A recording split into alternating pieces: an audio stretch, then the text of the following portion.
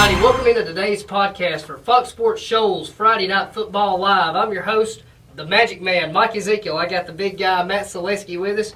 Jaleesa, of course, producing the show for us, Matt, from 97.9 FM, the Friday Night Football Live show. They do a great job, and appreciate her being with us. We got a very special guest with us today, UNA head coach, Bobby Wallace. Coach Wallace, welcome to the show. Well, thank you, Mike. Glad to be here. All right, Coach. Of course, we do have to talk about the loss last week. Of course, we were the GSC champions, but last week we had a heartbreaking 33-31 loss to Valdosta State in the first round of the playoffs. A very good team, but there was some sugar in that game. We did have 511 yards, broke a school record for passing by Luke Wingo, and he threw to 9 different receivers. I thought that was impressive. Well, he had a great game. We came into the game knowing we were going to have to throw the football because of their defensive front being so good and how well their safeties came up for run support, and we didn't know we'd have to throw it that much, and we didn't know we couldn't run it any better than we did. That was a little disappointing, but at the same time, he stepped up and had a career day, set all kind of records for UNA, and it was outstanding on his individual effort part. Great job by the receivers, the offensive line protecting him. He did get sacked, I think 4 times, but he had to hold the ball a couple of times, and so overall, I thought it was a great performance by our offense. Defensively, it'd be just the reverse. We played very poorly, and their offense played great. And I'm sure they thought their defense played poorly also when you give up 500 yards and 30 points. But bottom line is, they won the game, close game. We beat them earlier in the year close. We won the Gulf South Conference. We went 9-2. Both losses, I think, by a total of maybe 7 points, and of course the Delta was at Delta, and we had a good year. I mean, there's no question about that. But this program is at the point now, or has been for a long time, where sometimes it seems like, this is only the first time since 1995 we won back-to-back Gulf South Conference championships. That's 20 years, and so all that being said, we had a great year. It's just still disappointing, but that's good. I mean, when you have your program in a position to where you're disappointed you didn't win it all, then you look back, as I told the coaches, 10 years from now, they'll look back at the season as Gulf South Conference champions. They'll have their rings in their jewelry box or wherever, and remember a great year. Right now, it's a little sour because we wanted to keep on moving forward.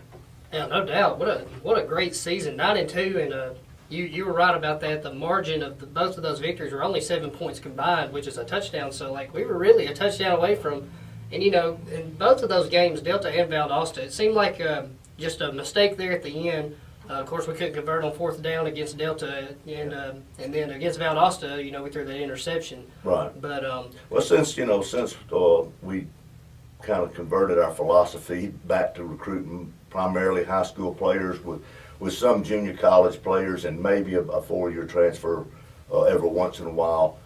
We made that move my first year here, went 5-5 with a lot of young players, and since then we've been 19-5 and 2 conference championships. And I know there's a lot of programs that would love to have that, but at the same time, a lot of programs aren't UNA, and we want to try to win another national championship, and we're hungry to do it. Yeah, no doubt about it. We got a great team to do it. We got a lot of people returning. I think we're only losing 11 seniors. Correct me if I'm wrong there. I got the roster here, and we're only losing 2 of our starters on offense, both on the offensive line, Keith Jones and Justin Booth. So a lot of guys returning, especially skill guys, and a lot of receivers, and a lot of guys coming back. And then defense, you just got to kind of refill like we had to do last year. But well, that's another thing people kind of overlook as we got into the season, and maybe some of the preseason expectations added to that, and probably my expectations added to it also. But the fact that I think we only had 2 returning starters on defense from last year. We have basically a completely new defense, and we ended up being first in the conference in total defense, first in the conference in scoring defense through the regular season. I do think that's a little bit misleading because we didn't play well against the good teams that run the football, really run it well, being Valdosta, West Georgia, and those teams that had some success running the football on us. But I think we were a little small up front, and the power running games, those teams weren't a good matchup for us.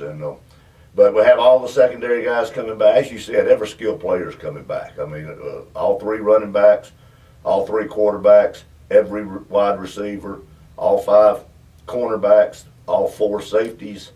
We've got to replace Taylor Pontius at kicker, but we've got a guy on the team that we feel like is going to do a great job there, and Kevin Hinkie, and we probably need to, we got to be sure we have a punter, and we've got some young kids that are going to battle for that in spring training, and then we need to probably sign a couple of junior college offensive linemen and a couple up front on the defensive front, being linebackers and defensive tackles and ends, and but that's with only losing 11, that's not a lot to go out and have to recruit, which is kind of good.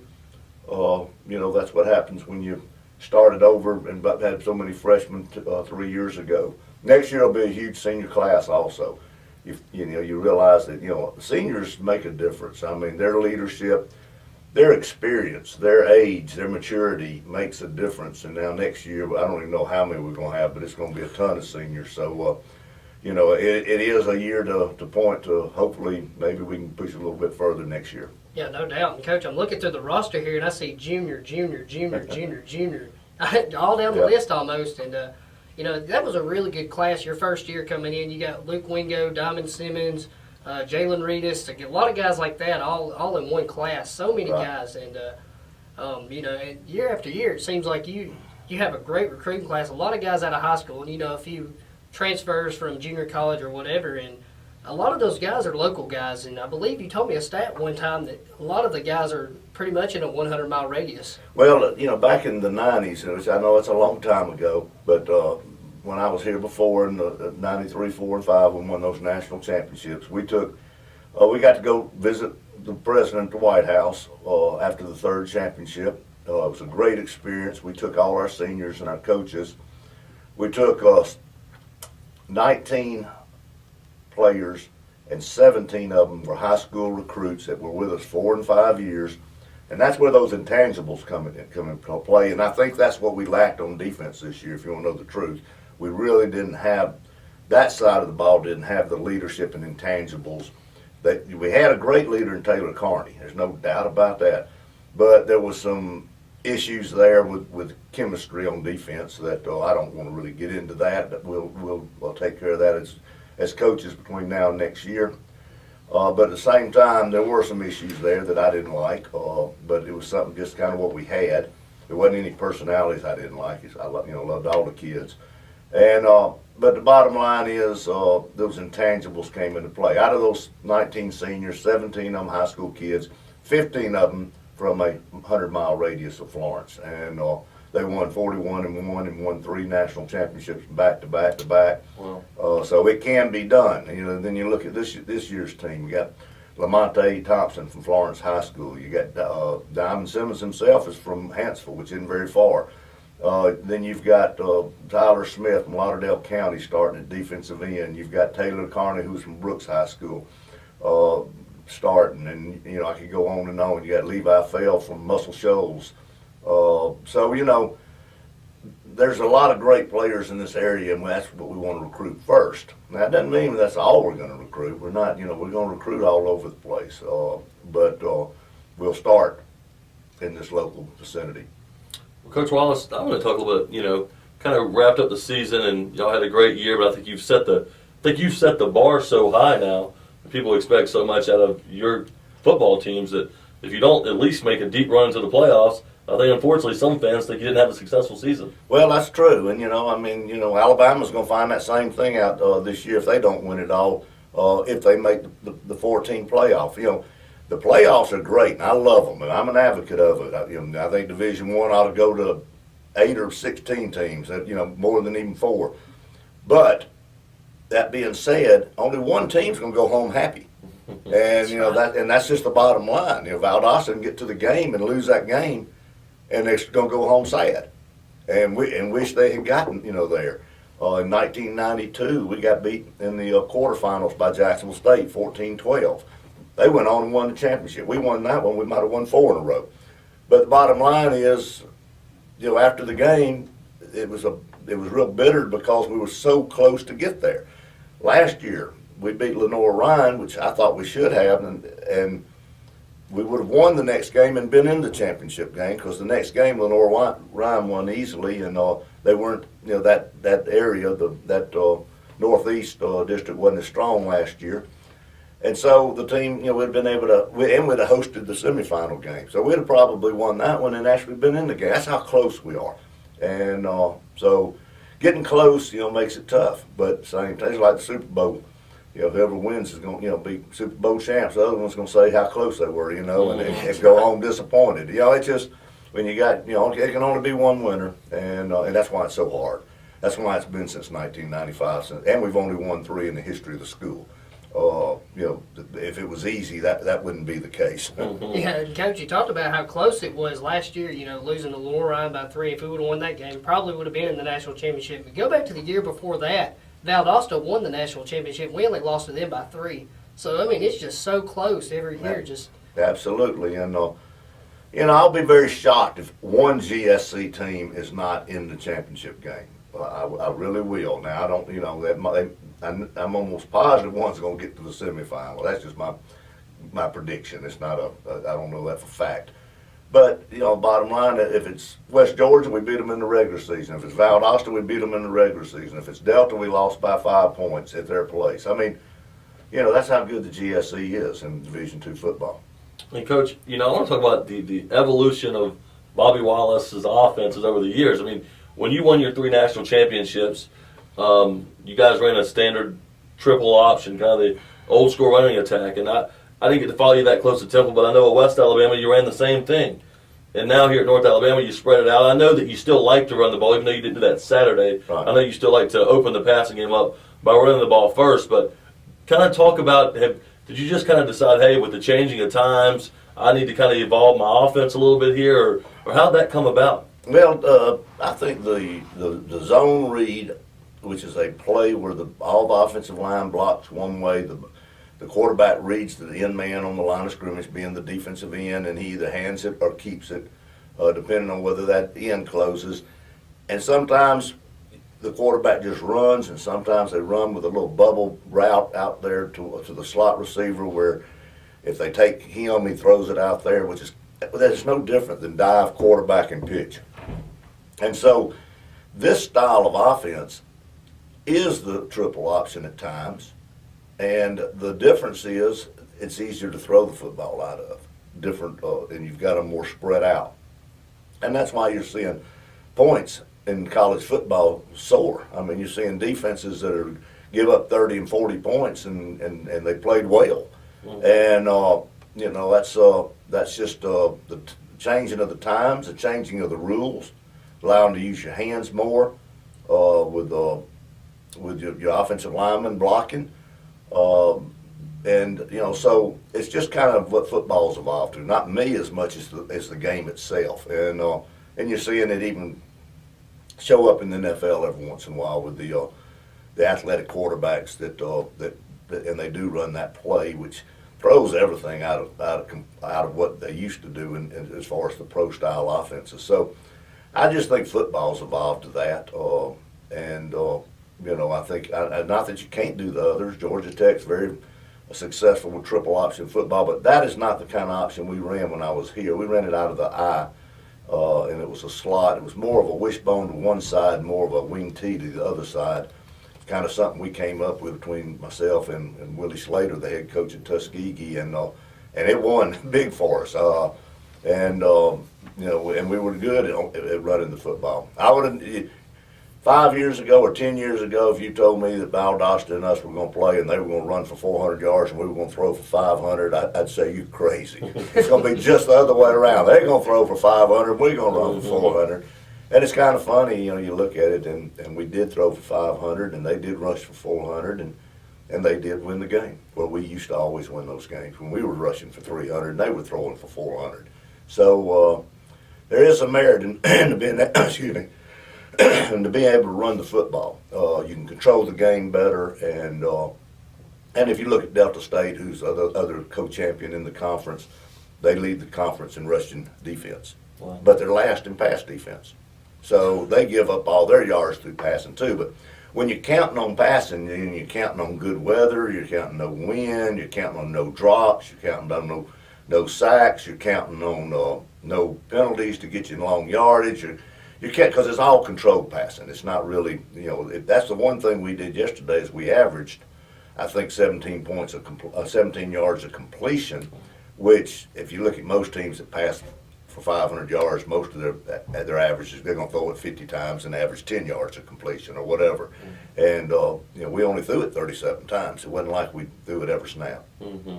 No doubt about it. And, one other thing, Coach, is something I noticed last year. I was fortunate enough to get to go to the post-game press conference when y'all beat Tuskegee here at Raleigh Stadium. I had a chance to talk to Coach Willie Slater just a little bit after the game, and he just had the kindest things to say about you. He said, Coach Wallace, he said, you coach with a lot of guys and you meet some good guys. He said sometimes you have lifelong friends, and that's what Coach Willie Slater had to say about you. And then when I was down at Livingston, man, it seemed like a lot of guys came up to you after the game and just had the nicest things to say to you, Coach. So just kind of talk about how you built so many good relationships over the years. Well, I've been very fortunate to start with. I mean, to be able to have great people. I learned the process, and it wasn't easy, and you don't always get it right. But one thing I promised the administration here, I never said I could promise that we'd win a national championship because I can't. Hopefully we will, but you can't promise that. But what I could promise is I was going to do everything in my power to hire an assistant coaching staff that were all good people. And I've been fortunate through the years to have staffs like that, not all the time. I can't sit here and say that. But that staff in the 90s here at UNA, we were led by Willie Slater and Bill Hyde. They're just first-class people. I mean, first class all the way, and I love them like family. Our players felt that way with the Reginald Ruffins and Ronald McKinnons of the world, and Cody, obviously. I was very fortunate when I got here to, of course, I already knew Cody. I mean, he's like family also. And then, I was able to keep three coaches, and Chris Willis and Stedman Campbell and Blake Ferris, that matched exactly what we were looking for. And Scott Harper worked for me at West Alabama, and he came from there here. And it seems like I'm leaving somebody up. And then I hired Brett Borden, and then, of course, he took a job this summer, and now I was able to get Harold Wisdom, so who's from this area and played here. So, I mean, I'm very fortunate to have had good coaches. West Alabama, a lot of the people that you saw were the administration and the people that, in the school and in the training staff. I didn't really coach with any of their coaches, but those people are good people. I mean, there's good people everywhere, and I try to treat people the right way. I mean, I have 3 rules for our players to be happy when I recruit. To be happy at UNA, 3 things have to be important to you. Number 1 is your academics, because that's why you go to school. We're going to stress it because we do care about them. Number 2 is football's got to be important because we want to work at it. And the third thing is, and a lot of our kids, I call them kids, our young men are exactly that. They're young men, and I'm not going to give them a whole lot of rules and regulations, but I can demand everybody in our program be a good person, and that's treat people the way you'd want to be treated. And I think that'll get you a long ways in life, in anything you do. But when you're building a team of 150 people, being managers, trainers, players, coaches, filmers, and everybody's got to want to work for the same goal, then you need to have good people in your program.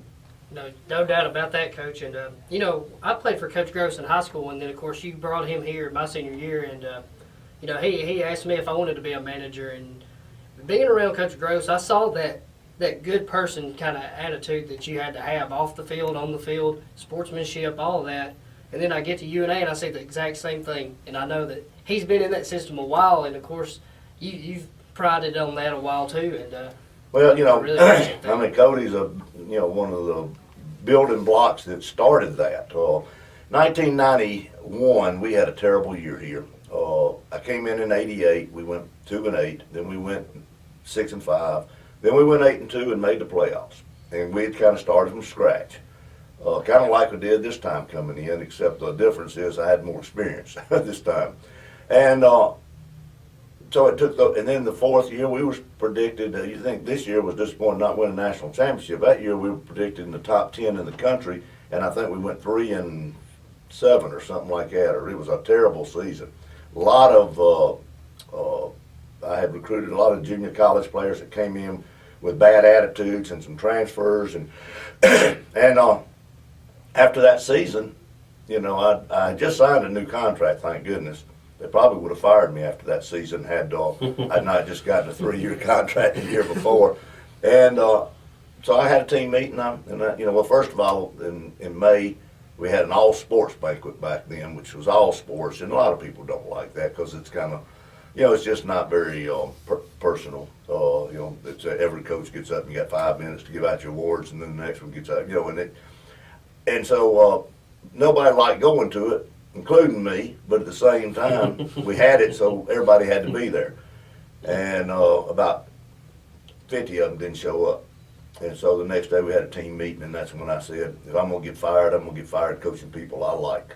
Now, when I say people I like, I'm talking about people who treat people the right way and do what they're supposed to do. And I'm not talking about whether they like, any personality reasons. I mean, it's our job to try to get along with everybody. But bottom line is, that's the way I felt. And we went out and did belly flops up and down the practice field and for about an hour. And that kind of set the tone. And then Coach Gross came in the next year as a freshman, and that was in spring, and we kind of set that tone. I hired Willie and Bill Hyde in the summer, and then Cody came in as a freshman, and that's when all this started developing. And it's kind of it worked. It's, this is a philosophy that if you go back, I mean, a lot of people, I coached at Auburn and recruited Bo Jackson, and everybody knows that. My wife, Auburn graduate, my kids all went to Auburn at one time or another. Blake graduated from there. But the bottom line is, people think that they kind of see me with Auburn, even though I played at Mississippi State. But the truth of the matter is, my philosophy was developed from Alabama. Bear Bryant. Coach Dye, who hired me when I was 22 years old, I didn't even know who Coach Dye was. I didn't know where East Carolina was. And he offered me a job. I'd been a graduate assistant at Mississippi State, and I was recommended for a job making $12,000 a year, and that was my interview. He said, if you do a good job, I'll give you a raise and you'll stay. If you don't, I won't and you'll leave. And I said, okay. And anyway, I didn't know Coach Dye was going to turn out to be one of the best coaches of all time in college football. And I was 22, but every spring when we were, the 3 years we were at East Carolina and the 1 year we went to Wyoming, every spring he sent me to Tuscaloosa because the only place he'd ever been an assistant coach was at Alabama under Bear Bryant. 10 years there. And that philosophy won a lot of SEC championships back in the 60s, 70s, specifically in the 70s. And he was, the things he did was a clone of what Alabama did. And then when we got to Wyoming, he sent me to the Dallas Cowboys training camp for a week to work with the secondary, who the secondary was coached by Gene Stallings. So, all the philosophies that I developed, they won national championships at Alabama. They won 4 SEC championships at Auburn in the 80s, and they won 3 national championships here in the 90s. So it was all the same philosophy. I'm not Pat Dye, and he's not Bear Bryant. You coach in your own personality, but the structure of what you believe in is all the same, and that's where I learned it. And so I was very fortunate to get the best worlds of Auburn and Alabama and live in the state of Alabama, where I've coached at 3 different schools, colleges, universities in the state. So I've been very fortunate. That's incredible. It really is, Coach, and I'm almost like a giddy little student here listening to you, man, taking it in. But I want to say kind of one last question I have. I know we've kept you a while here. I know it'd probably be hard to do this. It'd probably take a while to do it so just kind of briefly, I guess, if you could do that. Talk about how you transitioned to different jobs. Like you came to UNA and then you left for Temple and then you spent 8 years and then to West Al and then retired and back here. If you just kind of take us through your journey, I know that could take probably 2 hours, but well, I've kind of talked about my philosophy, and now that works. I mean, that philosophy worked everywhere I was at except for Temple. And the thing about Temple was just I was there at the wrong time. When I went to Temple, first of all, we won at East Carolina, Wyoming, all that as assistant. Auburn won the SEC championship in '83, 3 years after going 0-6 in the SEC. We got there and started building. '82, we beat Alabama, hadn't beat them in 9 years. So that philosophy worked. And all those places, and then I came here and it worked, like I said. Okay, then I get Temple job. Well, it's a Division I job. I've been here 10 years. I was at a point in my age and career to where if I was going to stay in, if I didn't take the opportunity then I might as well have just decided that I was going to retire here and stay here my whole career. And that's tempting because I loved it here. It wasn't a thing about, but I was, the difference in pay was like 5 times. It was a no-brainer for the responsibility of a husband and a father to be able to provide college educations for my kids. Give them what they needed and what they wanted, and retirement and economical, stability. And so I was there 8 years and made a lot, the money was good. It was Division I money. That's just the bottom line. We weren't a Division I program, but they paid the coaches in Division I. But the bottom, we were a Division I program, but we didn't have the facilities. We didn't have we didn't have a home stadium. We played our first 3 games at Franklin Field, then the last 3 in Veterans Stadium, which is the worst football stadium in America. So they broke that thing down. Yeah, but they did. They tore it down. But the main thing I'm trying to get to is there was only out of 30,000 students. Been 30,000 students forever, and they've got every college you can have. They got a business school, medical school, law school, dental school, engineering school. They got it all, and communications, one of the best in the country, and. So, a lot of students, but only 1,800 of them lived on campus.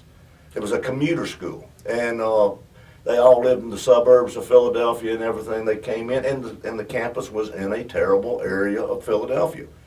That's just the bottom line. And, we heard gunshots every day at practice. Came to work one day, there was a man dead in the dumpster in our parking lot. It was just a tough situation.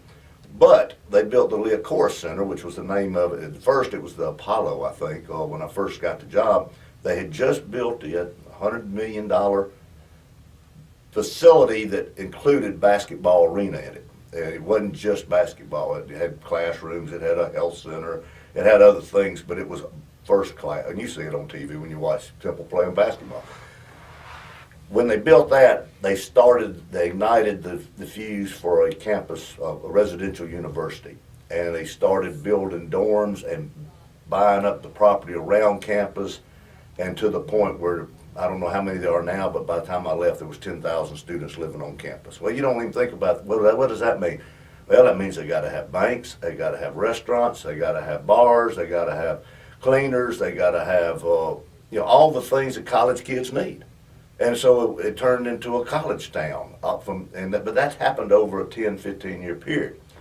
We were able to upset Virginia Tech my first year. They were number 10 in the country. And the president kind of realized maybe football will work here. And they allowed us to build a new football facility on campus. The Eagles tore down the old vet and built their own. And the reason we had to play half our games at 2 different places was because the Phillies were playing baseball in the vet. And so it wasn't a football stadium, it was a baseball diamond.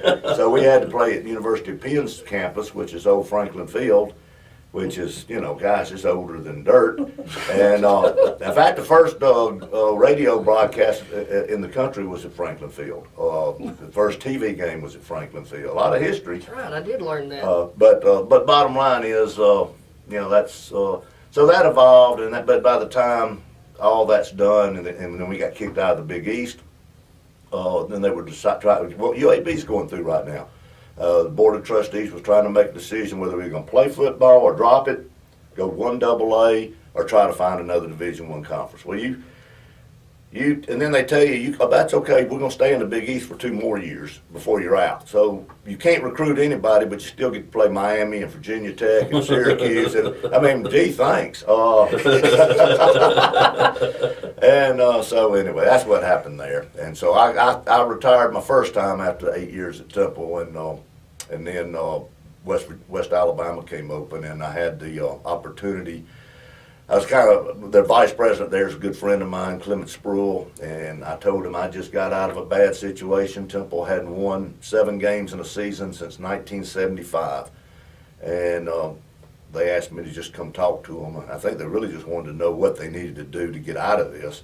And we started talking, and 6 hours later, the president said, well, if we're going to do something, let's do it right. They did everything I said. They improved facilities. They got fully funded in scholarships. They let me add coaches.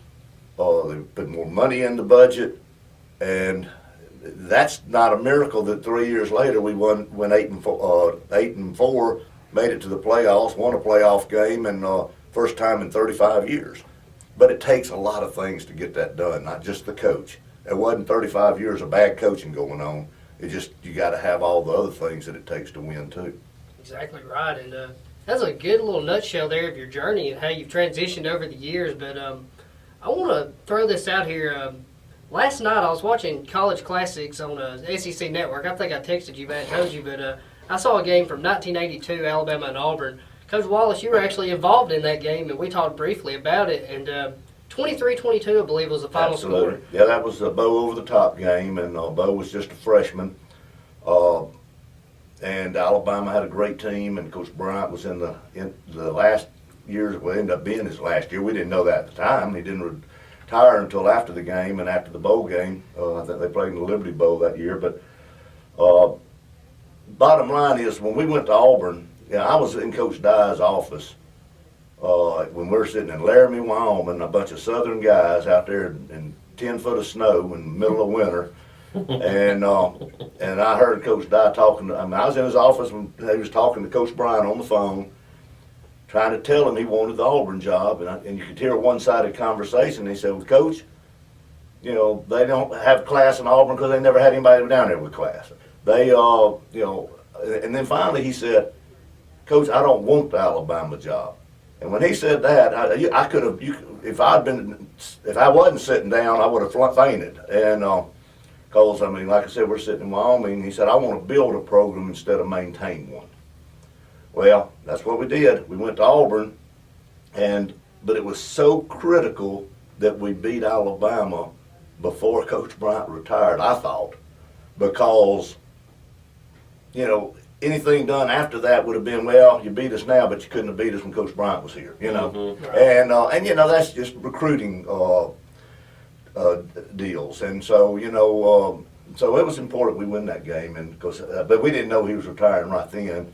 In fact, the day Coach Bryant passed away, me and Coach Dye had a home visit in Arthur Johnson in Alabaster, Alabama's home that night, and Coach Dye came in. He was awful.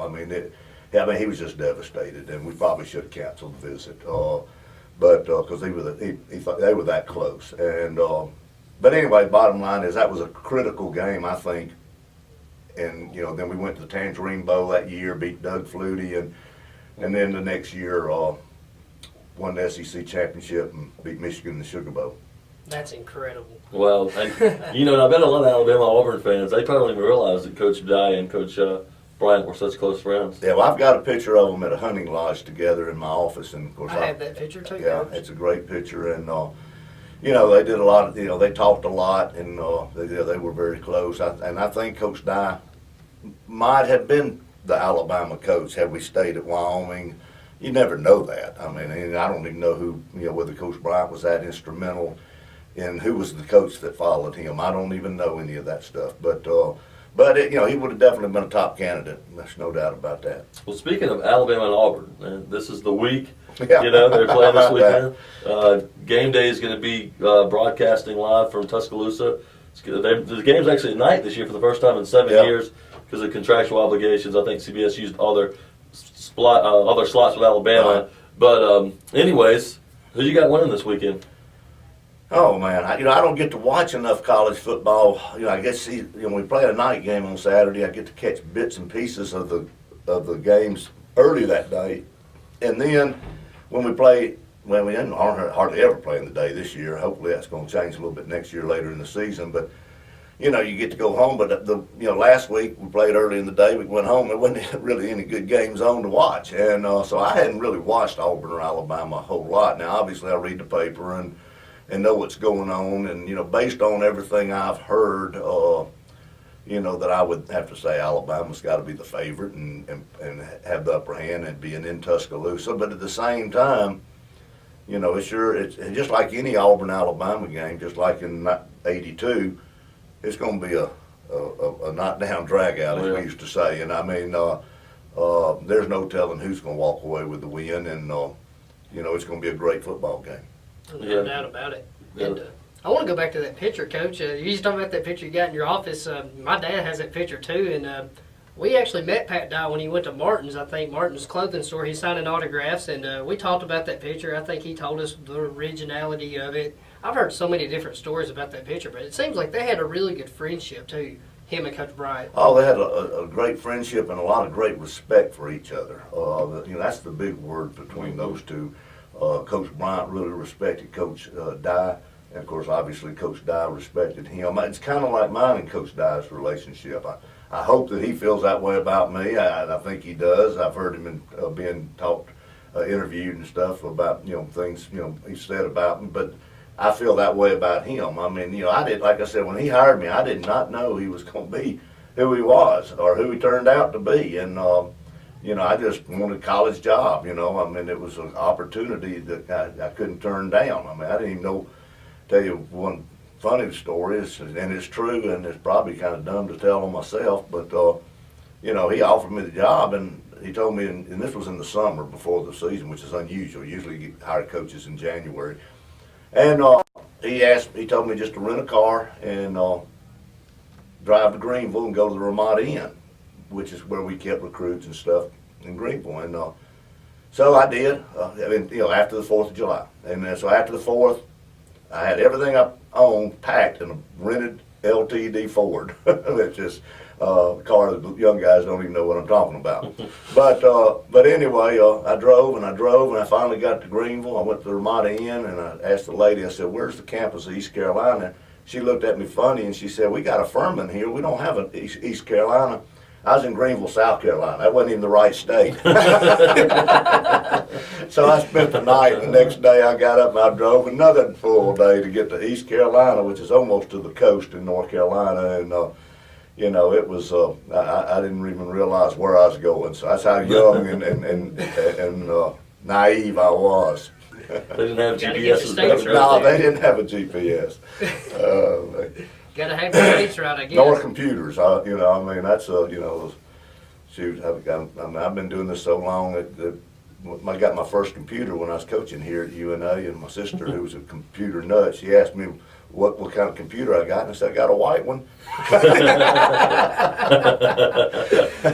Well, Coach, let me ask you this, and I keep saying this is my last question, and then I follow up with another question, but this will be the last one. Okay. All right, you're back. You just completed your 3rd year at UNA in your 2nd run.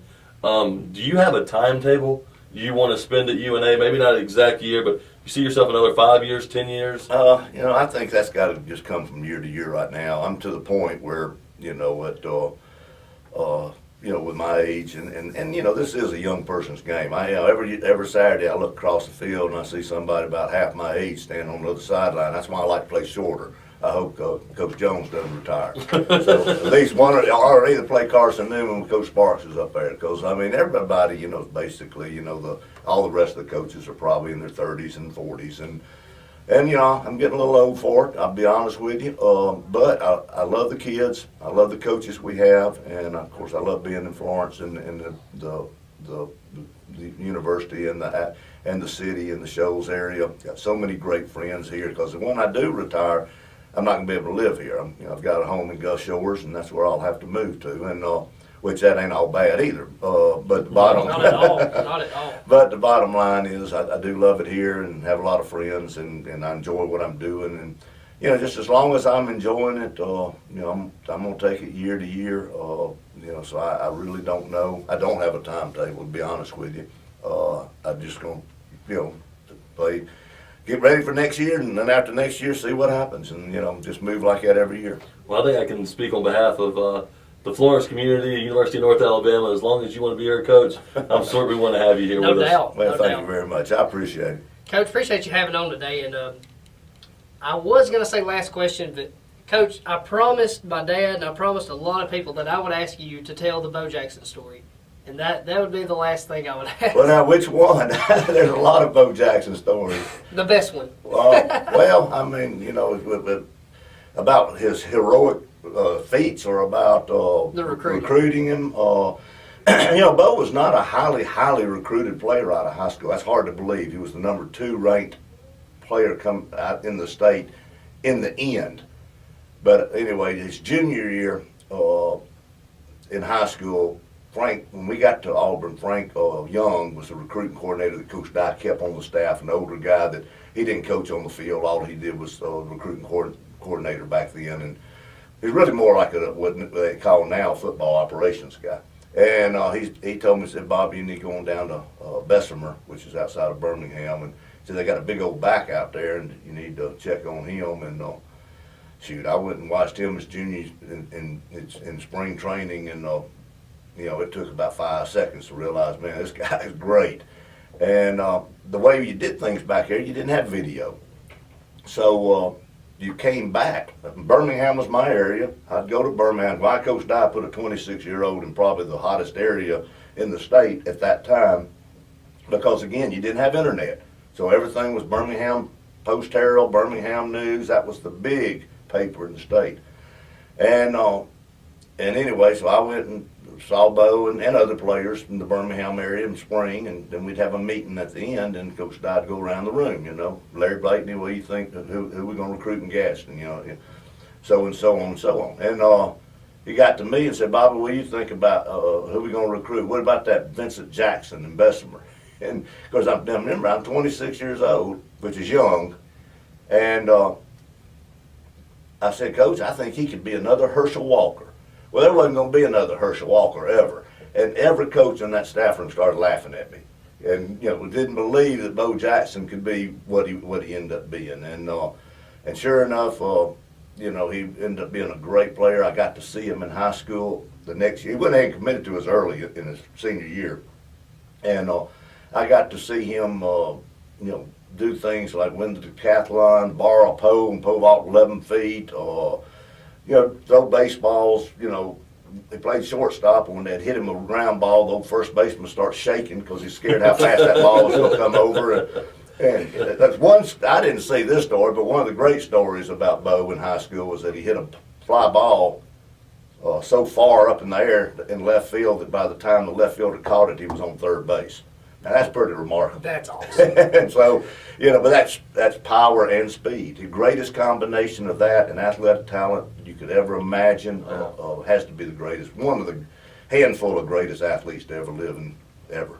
Oh, yeah. I mean, he took that bat one time back when he was playing for the Royals, broke it over his head. Yeah. He's so powerful. Yeah, and he never lifted weights either. That's the thing about it. It was all natural. And, you know, I don't know if he did much after college. Of course, one of the reasons we were able to recruit him, so one of the many reasons, I mean, you know, a lot of different things, but he wanted to play more than one sport.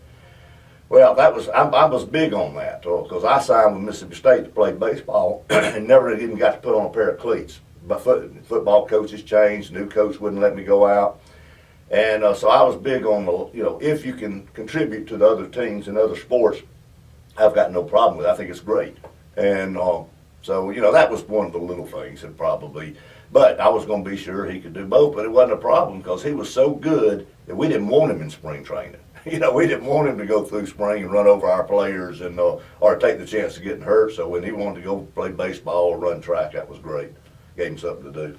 That's awesome, man. Coach, we appreciate that story. Appreciate you coming on. I feel like a kid in a candy store, man. Like, this has been incredible. That's been fun. But glad to do it. It's been a great interview. I appreciate Coach, it. Appreciate you coming on. All right, thank you, Mike. Coach, best of luck in the Appreciate it. offseason. All right. Matt, what an incredible segment we had with Coach Wallace. Like I said earlier, I just feel like a kid in a candy store listening to Coach Wallace. So many stories, and it was incredible just hearing all the Bo Jackson story. I thought that was incredible. All the stories at Auburn and then at Temple and now at UNA. Like, just there's so much great stuff that you can hear from Coach Wallace. No doubt about it, Mike, and he really was. He just a great guy, and I was kind of like just a little giddy student over here, just taking it all in. And Florence, UNA is very lucky to have him back. I remember when they hired him back, and my initial thought was, the game's passed him up. This is a sentimental hire. They don't have anybody else. And man, that could not have been further from the truth. This guy is so aware. I just love his nonchalant, down to earth mentality. I don't need to wear a headset. I know what's going on. I'm going to sit there and listen to it. I can see it. And he's just like that. He's just a down to earth guy. I've done some work with the National Broadcasting Society this year, and I interviewed him after all the home games to finish our segments there. And is part of the student media here, and he treated me like he treated the guys from WAFF or from the Times Daily or anywhere else. He's just a good person. I think he's probably a better person than he is a coach, and he's a phenomenal coach. And it was an absolute pleasure having him on the show with us today. No doubt, Matt. I can definitely relate to what you're saying, being student media, treating you the same as WFF and all those kind of guys. But, man, as a student equipment manager for Coach Wallace, he's not really he don't really have much interaction with us. But every time we interact with Coach Wallace, he's always he treats us fair, very nice guy, very awesome guy to work with, and just very stand-up and make sure everything is fair. And he does know what's going on, and we really – I really appreciate his character and how he's influenced me, and it was just a very good pleasure having him on. But Matt, we got to move on now, and we got to finish up the Division II thing. UNA got knocked out, of course, and obviously I'm obligated to pick them to win it all. That's my team, and that's who I work for. But then again, you do have to be objective. I was gonna say, if we were gonna lose to anybody, I think Valdosta would probably have been the toughest game that we played, other than maybe the championship. But Valdosta, a very tough team, won that game, and they had 629 yards. We had 523. So we had 523 and 511 came in the air. There was just absolutely no running game. Mm-hmm. They won the line of scrimmage battle on both sides. They really won it on the offensive side, but on the defensive side of the ball too. I thought their front seven was winning. Luke played a great game, and they could not cover our wide receivers. A lot of the throws Luke made were just one read throws. I was watching him. He'd throw Delvon would run it out, and he would just get separation, and Luke put the ball on the money. And I watch games, and as well as we did move the ball, and yeah, we could have won the game. When I watch a team just control the clock, control the line of scrimmage the way they did, I'll take a team that's running the ball that effectively over a team that's passing that ball effectively any day of the week, because so many more intangibles are on your side. And just like Coach Wallace mentioned, when you throw the ball all the time, you need good weather, you can account for drops. When you're running the ball like that, and you're winning the battle at the line of scrimmage, just so little mistakes can happen. So few things can happen to really deter what you're doing. And I thought Valdosta deserved to win the football game. I thought they were the better football team that day. But I do agree with you. I think if we could have got through that game, I think that we would end up playing Lenore Ryan. I think we could have matched up well with them, and then I think we probably would have played the Delta State West Georgia winner. I think we could have beat either one of those teams. If it was West Georgia, we would have got them at home. If it was Delta, we would have played them there. So, I thought that was the toughest game. I really feel like we got a bad seeding. I don't think that we should have been the 4. I think we should have been the 3. But it is what it is. There was some weaknesses on that defense this year.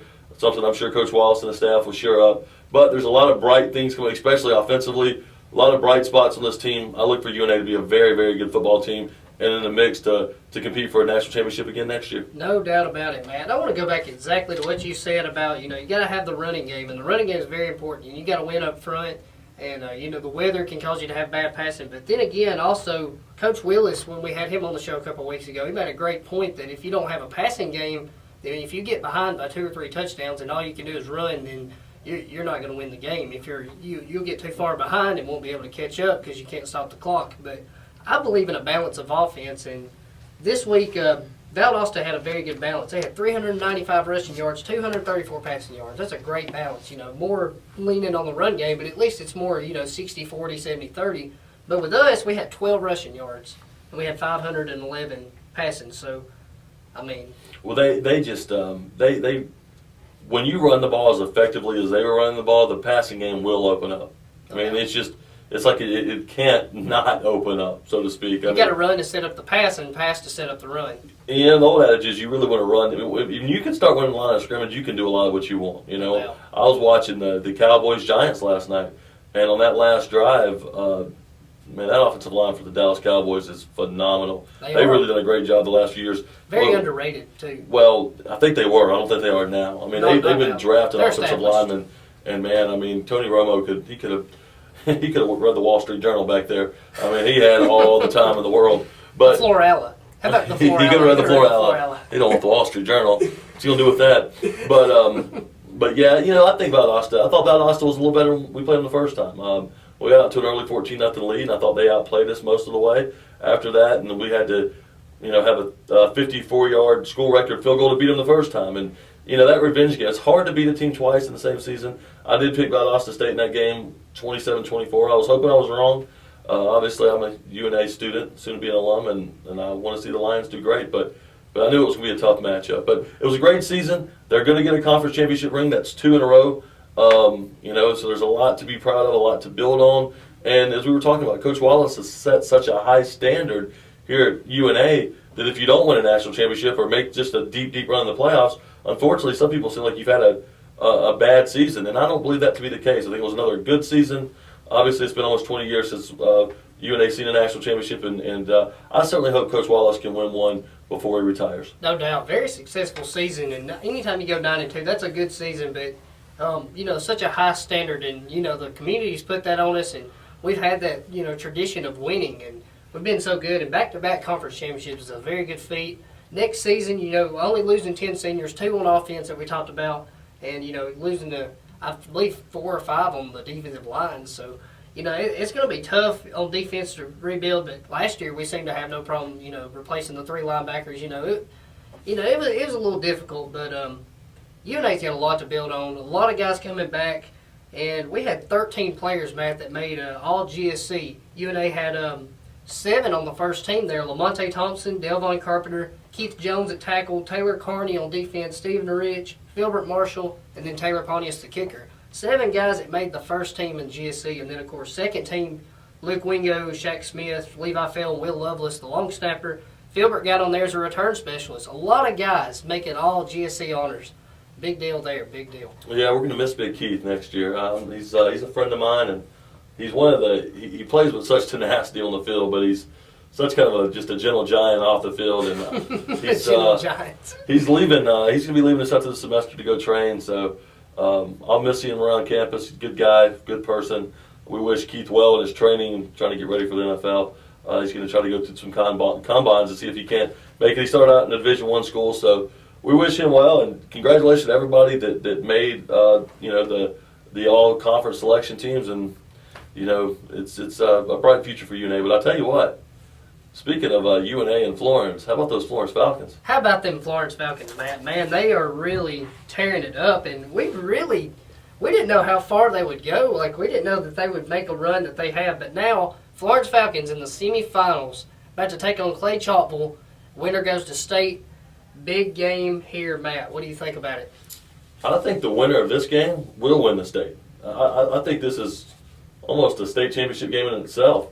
Florence last year got to the third round of the playoffs, lost to Hoover, who was the eventual state champion in 6A, and now that there's a 7A, Hoover's a part of that. So a lot of these teams have moved up from 6A to 7A. Florence stayed in 6A, and I really thought going into the playoffs, the way they finished off the regular season, they were going to be a team to be reckoned with. And Clay Chalkville, I have not got to see him in person this year. I've read about them, and I know they're very, very, very good. They've won all their playoff games by double digits, but so is Florence.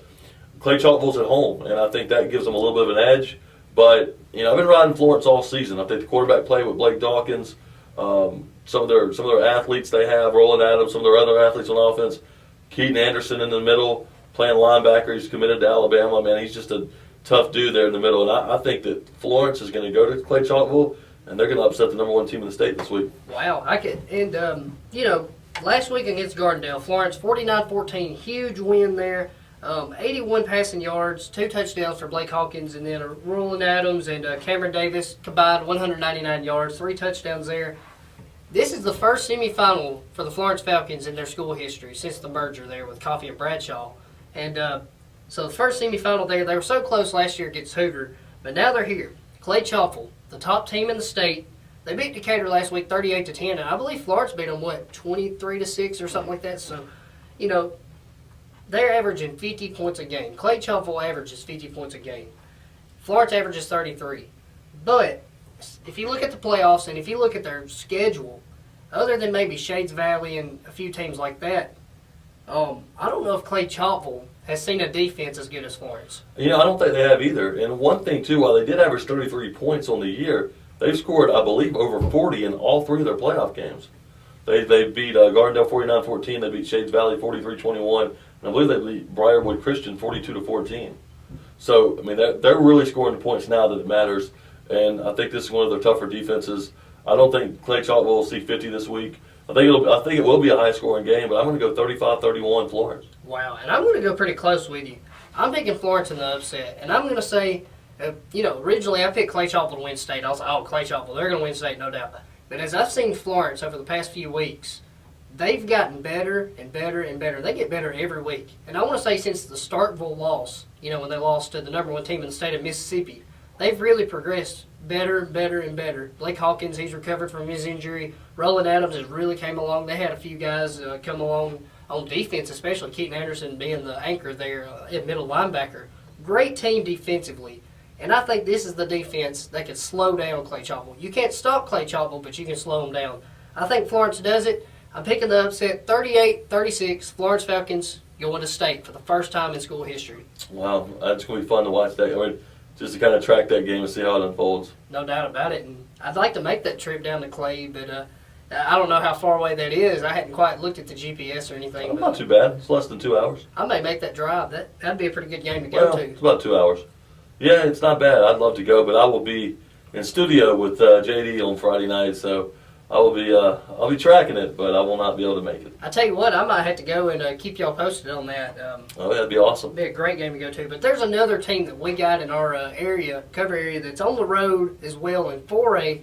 Deschler's made a surprising run, and they had a great win last week. The Deschler Tigers, they survived Fayette County last week. Matt, you didn't pick them to win, and I kind of had my doubts about Deschler. I didn't know, after losing or almost losing to Hamilton by 1 point, I was like, well, I don't know necessarily how good this Deschler team is. I thought they were good, but I didn't know if they could compete with the Region 5 Class 4A of how good they are, and they're going to face another one of those teams at Cordova. But the champ of that area, or that division, Region 5 there, which was Fayette County, they really won that game. Sam Howard, he connected with Chris Robinson the second on a wheel route for a 43-yard touchdown with a minute to go, took the lead there. And then Fayette County, they tried 4 times to throw a touchdown, and they threw incompletions in the end zone all 4 times. Deschler came away with a win. They survived that game. Now they're in the semifinals. It hadn't been that long ago since they went to state, and I don't remember exactly what year that was. Maybe 2011 or 2010. I don't know exactly, but Deschler's going to face Cordova now, Matt. Great chance to win. Cordova is a 3 seed. They beat Wilson the first week in overtime by 3 points. Close game. Second round, won by 1 point, 35-34 against Cleveland County. Third game, they go and blow out Haleville 35-16, a team that beat them in the regular season. So Cordova's hot. Deschler's hot. 2 trains collide, Matt. What do you think's going to happen? Who's hotter, huh? Well, I was on the Deschler bandwagon all season. And then after they barely escaped Hamilton and every other team in the region, Wilson, Central, and Elkmont all lost in the first round. And I said, listen, I figured this thing out. This is just a weak region. Deschler's just not going to go very far. We're just a weaker region up here. And so I picked against them in the second round, and they handle sacks. I said, Fayette County, that running back, Kyle Knowles, he'll run all over him. I did hear he had a high sprain on his ankle, but at the end of the day, they beat them. And now they're playing Cordova, and so as I was on the bandwagon, I jumped off the bandwagon Well, buddy, you better make room. I'm a big guy, and I'm jumping back on this thing. Because I think Deshler is going to win this game. They're going to go to Cordova. They're going to win, and they're going to represent the Shoals in the state championship game. And listen, I'm not just making homer picks here. I do think Deshler will win. I think Florence will win. I think Clay Chalkville, if they win, I will not be surprised. But I really believe Deshler will win and win. They'll make a statement win. 31-14. I think they win easily, and I think they go represent Tuscumbia and the whole Shoals area and Auburn the following week in the state championship game. Wow, that's a bold prediction, and Deshler could very well do it. They are hot, and you said, right before, when I asked you, who are you going to pick, you said, who's hotter? Well, that's a toss-up. Deshler, though, they better make a lot of room on that bandwagon. They might want to get a bigger bandwagon. They might want to get an extension on that thing, because I think I'm going to jump on it. I like Deshler.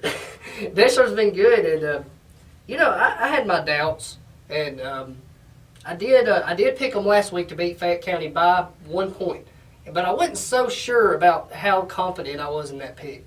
But I ended up being right, and so I can say that I was on the bandwagon originally, but I was kind of hanging off, Now I'm gonna have somebody have to pull me back on. I'm on the Deshler bandwagon for good. Deshler's gonna get this win, but I think it's gonna be close. I'm gonna say 35-32, and I'm just saying that because Cordova's a tough team. They played everybody tough this, and beating Haleville as they did last week, 35-16. That's impressive. Not a lot of teams can beat Haleville that good. So I've been impressed with Cordova.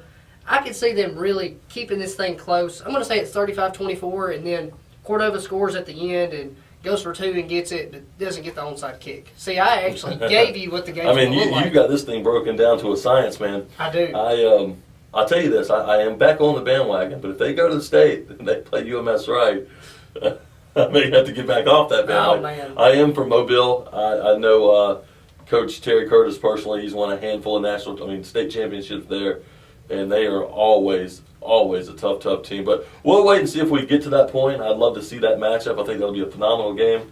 I love Coach Terry Curtis, and him and his wife. I've had the chance to hang out with him a few different times. I used to work at a restaurant called Carrabba's, a kind of not a fine dining, but a kind of a casual fine dining Italian restaurant, and I used to bartend and serve there. I did that a long time before I came back to school, and him and his wife used to come in there, and he'd get the same glass of red wine every time he came in. And they were good people, and we talked a lot of football and stuff. So I always like him and respect him and pull for him. But unfortunately, with the situation with Coach Glenville at Deshler, just the way they've rallied there, and what a phenomenal story that would be. And I got to know Coach John Ritter, the defensive coordinator last year. I covered a lot of Red Bay games and got to hang out with him a lot, and I think he's a phenomenal young coach. I think he'll be a head coach again very soon. So I'd love to see them two get there. They both got work to do this week, but I do think they will both get there, so we'll find out how it goes down. Yeah, and Coach Statham, the interim head coach right now at Deshler, great guy, really rallied his troops there, and they're motivated to get this for Coach Linville. I know they are.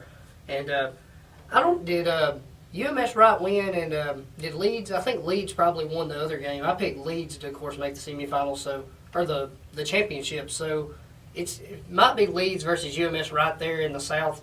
But either of those teams will be tough. But Deshler, they've really proven everybody wrong here in the playoffs. Me and you both have the same mindset there. It was a weak region. Even though Wilson's a good team, and they really took it, almost beat Cordova. But, after that, Elkmont, Central, yeah. But Deshler, very good team. I see them getting the win this week, going to state. Who knows what happens? Anything can happen in state. But I think either way, their opponent may be a little tougher, but they could get the win. And, of course, we're going to be behind them. We're going to be behind Florence if they get the win this week against Clay Chalkville in the upset.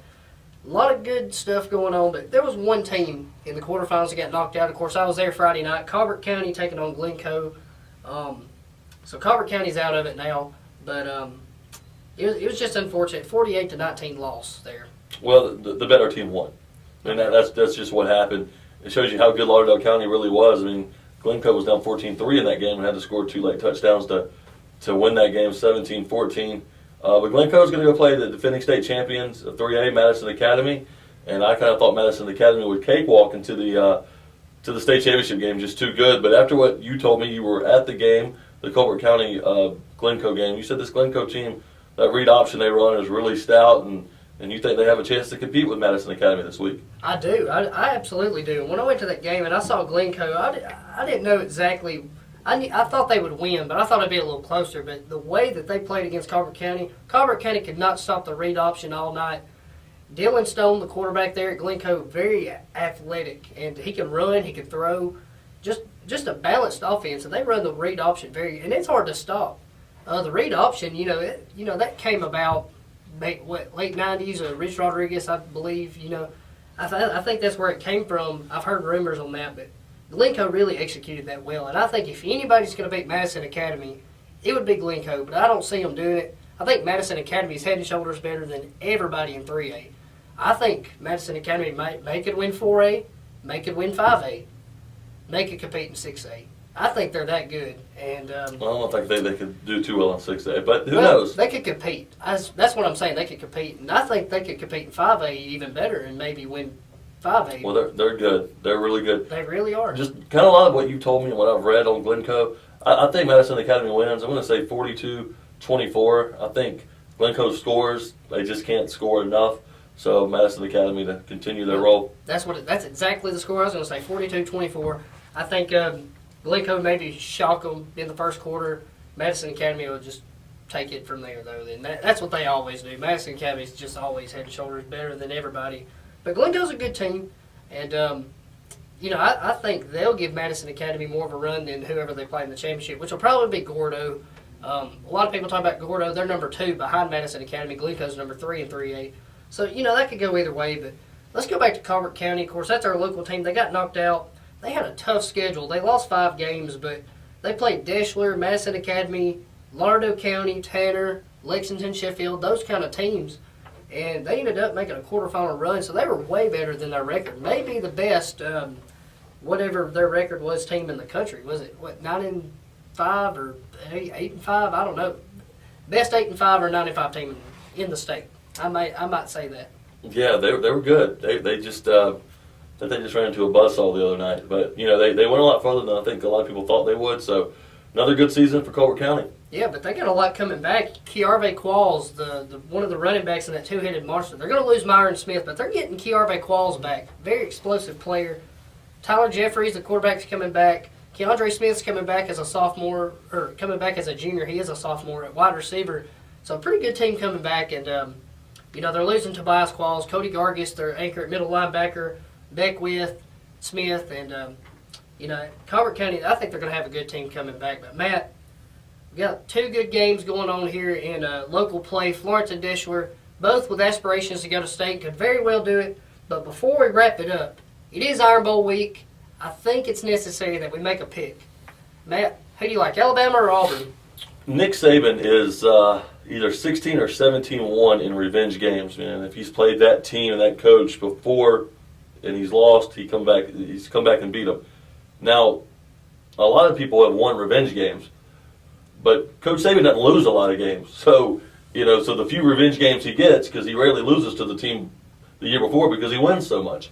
But when he does come back, he is just very dominant. They lost to Florida in the SEC Championship. The next year they come back and spank them. The only time it did not work out for him is they lost at Baton Rouge to LSU in 2010, 24-14, and then they come back and play them in 2011 in Tuscaloosa, and that was the game where Alabama missed 5 field goals, and they lose 9-6 in overtime. They probably should have won that game, but since that game, they went on to beat LSU in the National Championship game 21-0, beat them in 2012 in Baton Rouge, beat them in 2013 in Tuscaloosa, beat them in 2014 in Baton Rouge. So he has really dominated LSU since that game.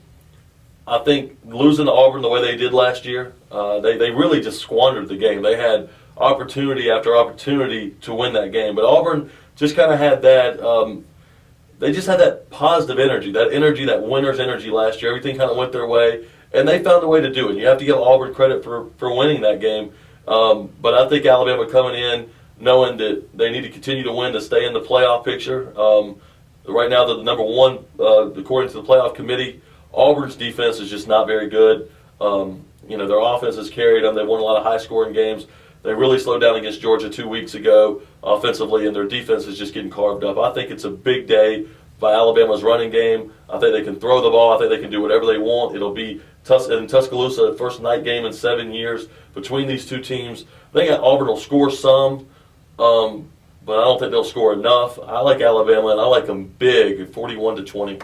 Man, there's a lot of factors going into this, and I think 2 weeks ago my pick would have been a lot different. I probably would have picked it a lot closer, but the way that Auburn played against Georgia, defensively, they just were not sound at all. And, that raised a lot of red flags in my mind about how Auburn could compete with Alabama. But then again, it is a rivalry game, and Alabama did scare me there in the first quarter when they played Western Carolina last Saturday.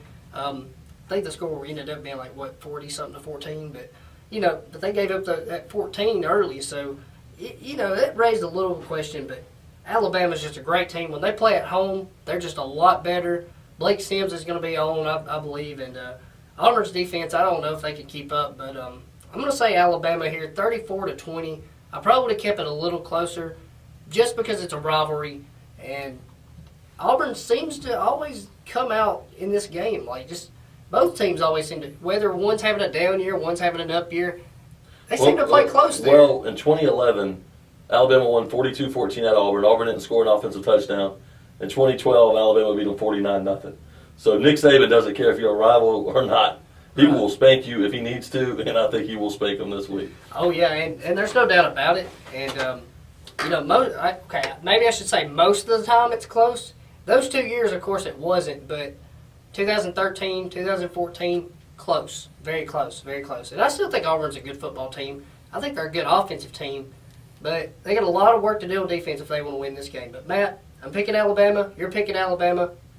Alabama, number one team in the nation, probably. Well, against your Oregon Ducks. I think the Oregon Ducks should be number one, but we'll wrap it up on that note. No doubt about it. We'll see how that all unfolds. But as we wrap it up, for Jaleesa in the studio, we had Coach Wallace with us earlier. Appreciate Coach being on the show and Jaleesa producing the show for us. Matt, very good show today. We'll see how Florence and Deschler does, and we'll see you next week for that. One more week's all we got. So. One more week, and we'll probably have to move on to something else. So, because I want to keep doing this. We have a lot of fun. It's a lot of fun. The Magic Man and the Big Guy. So, as we wrap it up here, for Matt Suleski, I'm Mike Ezekiel. You've been listening to Sponsored Shoals, Friday Night Football Live.